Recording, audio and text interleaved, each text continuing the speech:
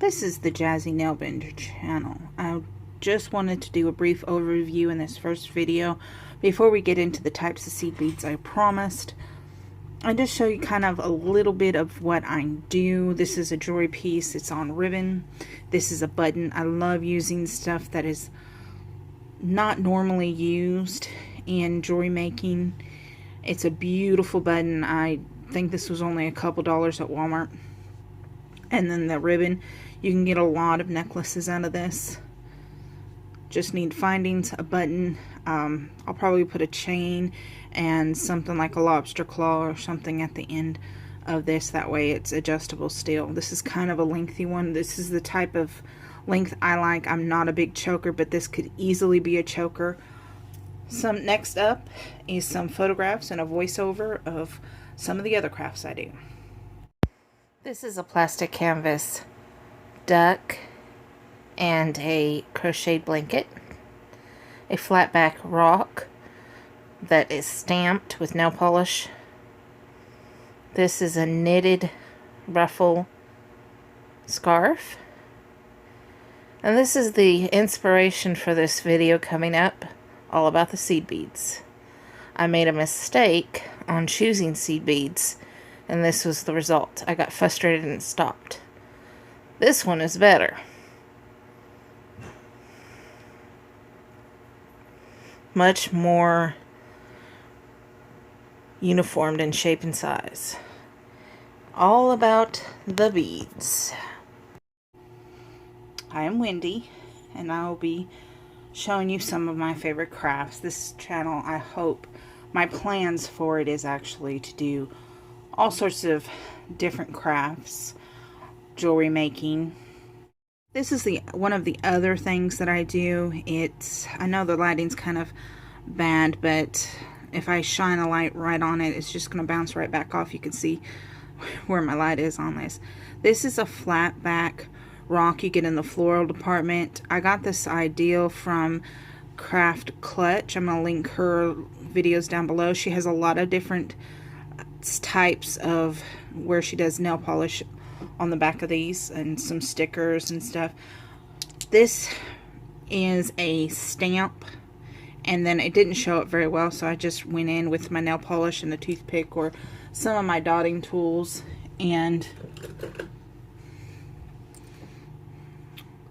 this is a nail art dotting tool, and I just filled in where the stamp showed me the pattern and kind of created this look.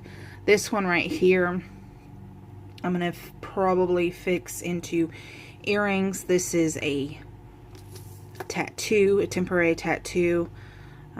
I'll do a video, probably all the same one, because they're not really hard to do. And this one I love. Some of these are glow-in-the-dark tattoos, and so when you turn off the light, of course, I'd have to turn off all the lights. I don't remember if this one's glow-in-the-dark, but it is so cute. It's a little ladybug on a flower. Adorable. And like I said, I'll link Craft Clutch down below so that you can see her stuff. She has amazing crafts and things. But those are just some of the examples of the stuff that I do in jewelry. I do plastic canvas. I do a lot of other stuff. This is another one of my patterns here that I'm going to be sharing with you guys. This is beautiful. It's a right angle weave with an embellishment on top. I've already taught this in class, and all my students just love it. So I'm also going to show you the variations. I have a heart one that I've done that's a heart ring. It's been requested by one of my students to revisit that, so I'll write up the pattern and do a video on it. But what I want to start out with today is all about the beads. Oops, I don't know what I just dropped. Oh. Beads come in different shapes, different sizes, different brands, and they all have different properties that you need to be aware of. These right here are just generic beads you can get in these little packets right here. They're size 10-0, and they're called Ranchele. according to this. You can get them in packets, bigger packets. They come all different sizes. You can get them in these kind of packets. That's the 10-ohs. These are 6-ohs. They come in different sizes. They come with bugle beads. They come by themselves. Just all different shapes and sizes. However, depending on what you're using them for, they're great for these. This is more of a simple stringing. I will link the pattern because it was a free pattern online. If it's still available, I will link it down below so you can see how to make this. Now, I believe these I've done differently. She had different beads inside here, and I just took kind of what I had, and that's what I do a lot of times. Is if I don't have the same thing that they show, I'll kind of just see what I've got and just play around with it. And I came up with this. I also did one bigger with these size seed beads. These are 6-oh. And this is a really good representation why I say that this bead may not be great for bead weaving. This is the peyote stitch. And you can see there's gaps here. There's gaps there. Some of these beads are smaller than these. Some of them are wider. It just depends on what you're using this for. So I would not necessarily do this for some patterns when I want a graphic design like this to pop really. And I'll show you the difference. This is what this is all about. It's all about the beads. So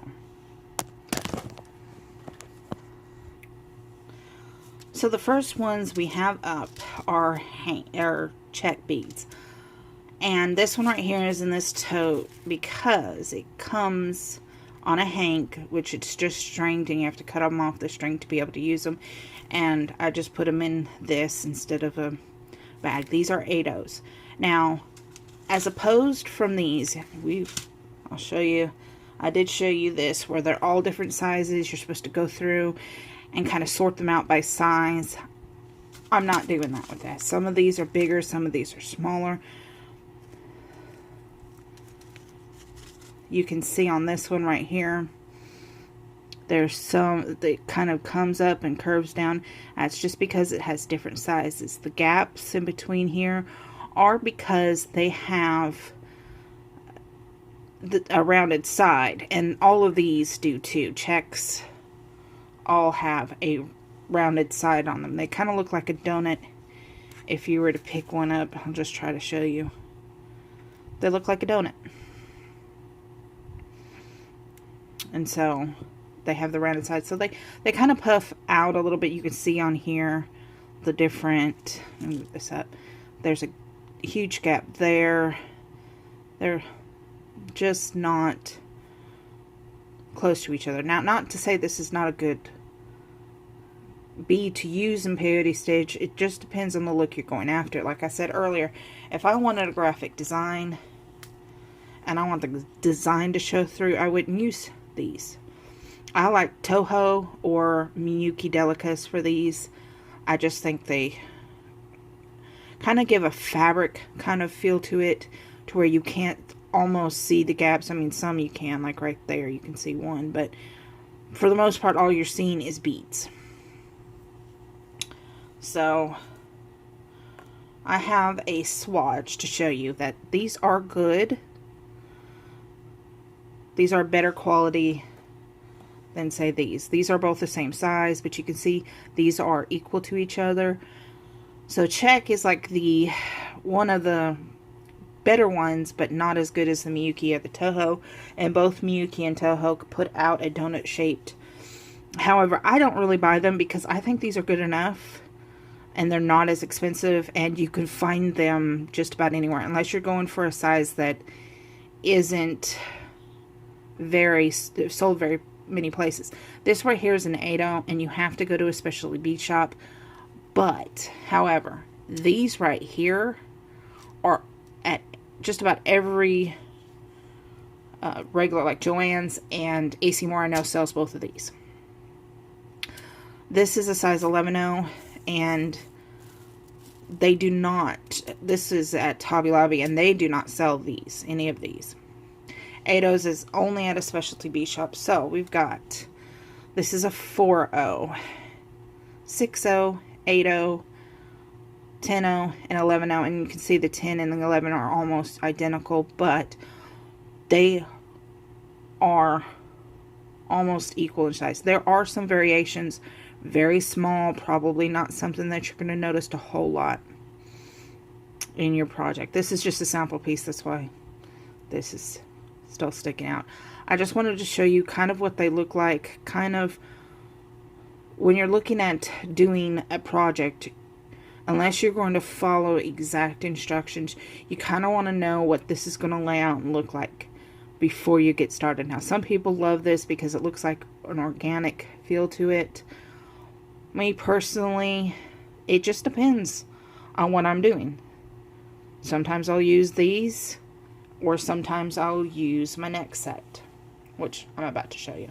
Oh, and incidentally, these are about $3 a tube. They come in 24 grams roughly. Some are 22 I've seen, but most of them are 24. They'll tell you on here that they're 10/0, they're Czech, obviously from Czechoslovakia. This is a mixture of topaz, and it's 24 grams when it's full. This, I use this on a project, so it's not completely full. But I will show you the next set. This is an insert in the video because I forgot to tell you the sizes. This is an 11/0. This is an 11/0. As you can see right there. This is also an 11/0 donut. These two are cylinders. This is a donut. This is a donut. Also 11/0. And these two are 15/0s. And one of the things I wanted to talk to you about with the 15/0s, just real quickly, is depending on the product, the thing that you're doing, how many passes you go through these. Peyote stitch wouldn't be a bad thing because normally you go once, twice, you're pretty good. But if you are making your own pattern, I would be cautious of the size of needle and the size of thread that you use with this, because it can actually bust the bead. I've done that several times in the middle of the project, had to tear it all apart and then redo it because one of the beads was busted. So the amount of thread that you go through, normal bead weaving is usually around a 6 or 8 pound test. When we're talking about Fireline, that's my thread of choice. You can also use some of this thread. This one is, I think it's Ceylon, some type of Ceylon or Superlon, and this one right here is Nemo. I think this is, or Nimo, or whatever you, however you say it. But these can get to be too much. I don't know what the size difference between these and, say, a 4-pound test, which is what some of the patterns I've seen, they do a lot of passes through this. They'll do a 4-pound test as opposed to a 8 or 6-pound test, because they know that they're going to be going through these beads. They do have larger holes, but still, because of the size, it's very easy to break these beads. And all of the beads that I'm showing you, even the Czech ones, are all glass, so just be careful with that. Now, if you see any prices on these may not be accurate prices because I got these a while ago.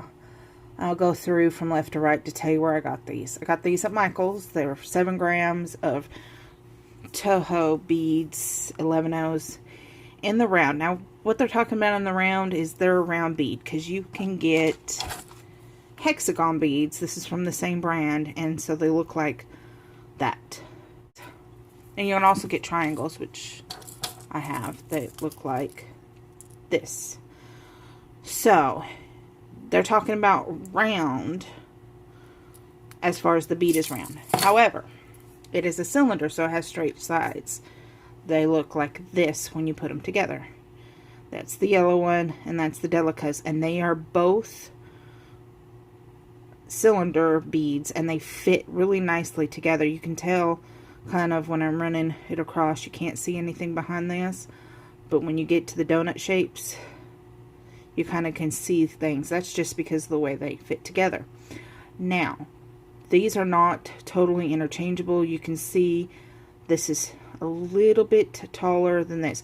very small. I mean, you may not catch it on camera, but I can see where it's dipping right here. That just shows me these are a little bit bigger than these. So if they tell you to use delicas and you only have Tohos, well, you probably can get by with it as long as you stay with Tohos. If, depending on the look you're looking for. If you're looking for a uniform shape all the way through with flat edges like this. Now these are an extra row, but you can see how even these sides are pretty much. Now they're all going to have a little variations. You're not going to get something that's perfectly uniformed, but for the most part these edges are straight. If you were to use two different brands, you may get a lot of ups and downs still. So my suggestion, if you want a look like this, incidentally this is a pattern free. I will put a link to it in the down bar so you can see for yourself. If you're familiar with peyote stitch and you know how to do it, go right ahead. But if you want me to teach you, I'm not going to be able to, because this is already a free pattern. It's not my pattern, but I will show you how to read peyote stitch, not only in the graph, but also, which this comes in a graph, but also when they write it out. So then you'd be able to go and get your own free patterns and be able to use it. So that's the only reason why I'm showing you this, because it's a free pattern online. Whereas if it was somebody else's design, then I got access to by taking a class or what have you, or buying it online, I won't show you because it's not mine, without giving you a link at least and showing you where you can get it from. But anyways, so back to this. We've got the Toho and the delicas. Now this right here I believe is also Miyuki. I got this in Knoxville at a specialty bead shop called White Fox. If you live in the area, it's a great place to get different size seed beads. They carry the 8/0s in this size. They also carry these in different sizes. They're a great place to go to. There's also Toho. Now you can still get these at Michael's. I think they stopped carrying the cylinder ones, but I know that the last time I checked, they still had these Tohos, because I did look, because I was disappointed they stopped carrying the cylinder, which is what most bead weavers use, is the cylinders. From what I can see from all the magazines I got, they usually do these. Depending on, these don't translate well in right angle weave. They don't translate very well when you do this type of weave. It's called right angle weave. They like the donut shapes better, but when you're doing peyote stitch, brick stitch, there's all sorts of different stitches out there. These Tohos, depending on the look that you're looking for, will look really well. Spiral, I do probably more check than I do this. So moving on, we have, oh yeah, by the way, Tohos are still a little bit bigger than Miyuki, so just so you know.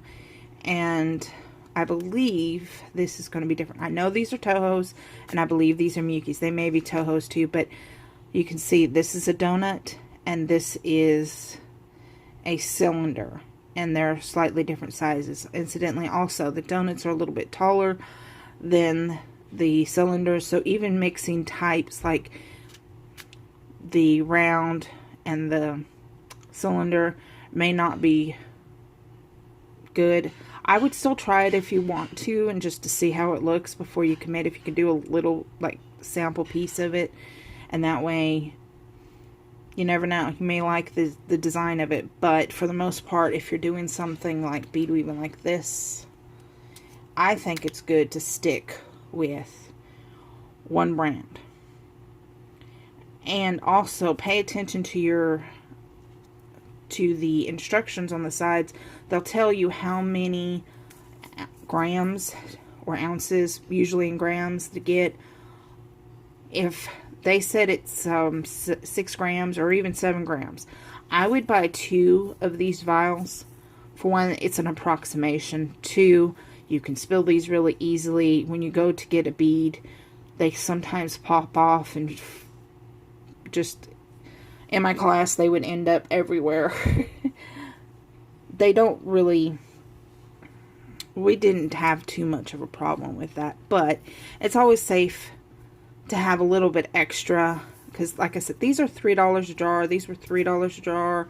This one was $4 when I bought it. Maybe different. This is almost $4. But I would hate to have to go back to the store and try to find this exact color, and then they're out. Especially when you go to a specialty bead shop. They'll order it for you, but it may be weeks before you get it. So just to let you know, you can also order these online. I ordered these 2 online.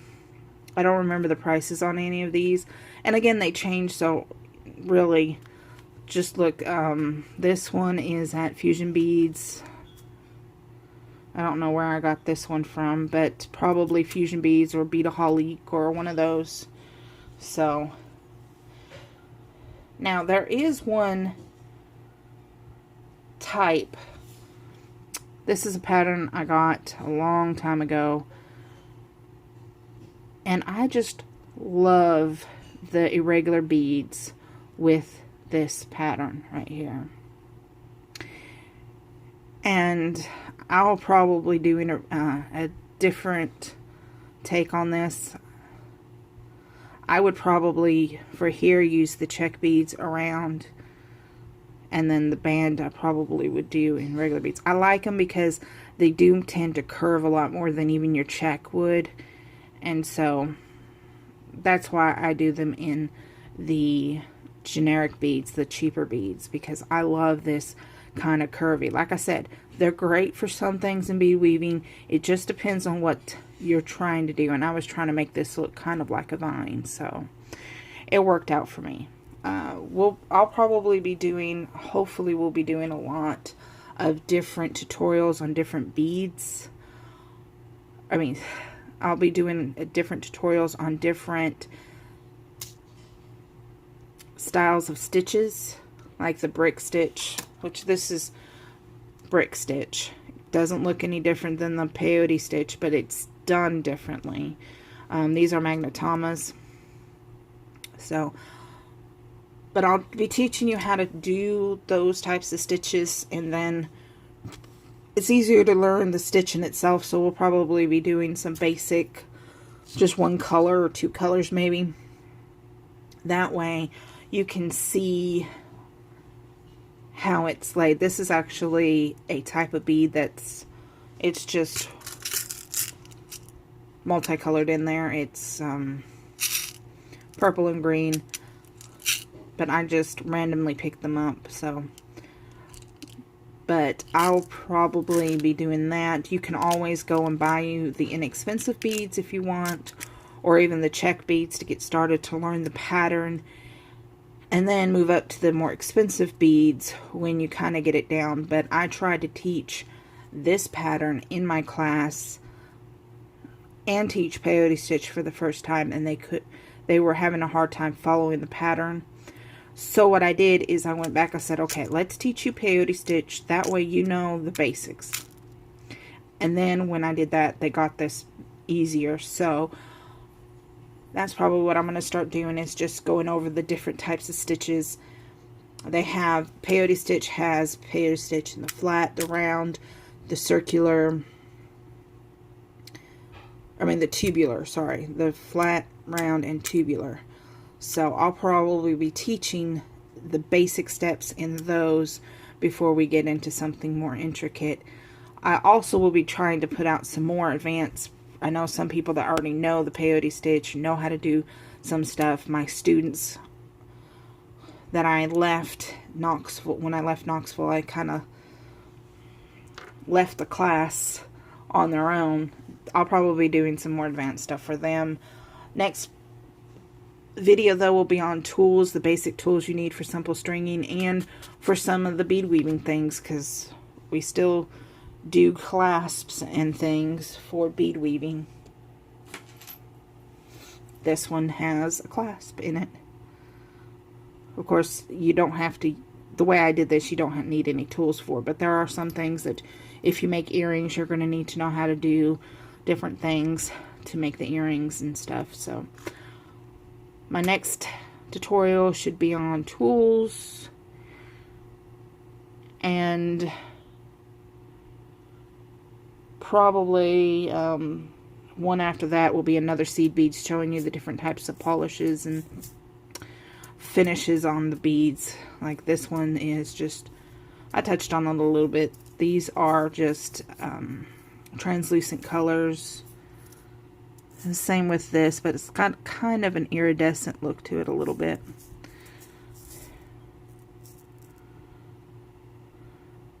It doesn't say AB, but it just kind of does. These I believe are silver lined. These are, I know, are silver lined. These are just opaque. These are opaque. They have tons of different colors. I'll probably touch on that maybe at the start of one of my videos so you kind of know what to look for. Just be aware when you're getting it for a project what you're getting, so that if you have to go back, kind of like this, there are these crystals that have AB. These are just, any of these could have AB on it. This is just plain white, but if you stuck a few at the end that had AB because you ran out, you're going to notice it, and it may not be the look that you're looking for, and you may not notice it until either you get it on or you go outside, because these will look so much different outside. Now, I have a True Light. This light bulb right here is called a True Light, or not a True Light, sorry, I got this at Home Depot, and it is a natural light. So these are actually showing what looks like natural light. But I do have a vial of beads. Alright, so what you're looking at is a seed bead that changes color in different lights. This is another thing that I thought was very interesting. So right now they look mauve. That's because I have a natural light. Let me switch this off. Now they look red. And that's because the light that I have on in the room is a different color. I'm going to switch them all out tonight to light, because this plays an important role. When you walk outside and you see the differences, it's amazing. I actually got this for a specific pattern I was doing, and I was trying to get this deep burgundy kind of mauve color, and I couldn't find it, and then I noticed that this was actually changing colors. Let me do that one more time. This is not an optical illusion from the camera changing the colors or anything. This is actually what it does in real life. So that's another thing that you have to watch out for when you're buying beads, is knowing that it's going to change colors in different lights. And I'm switching over to natural light in my room so that when I do bead weaving, I get the true color and not whatever my yellow lights want to show. And there you go. Back to the real color it is. I think it's a little weird, but anyways, that's it for today. Like I said, I will go on to tools next, and then maybe some more finishes. Just let me know if you think that I should do a different type of seed beads finishes that you can get. Hope you enjoyed this video. Bye bye for now.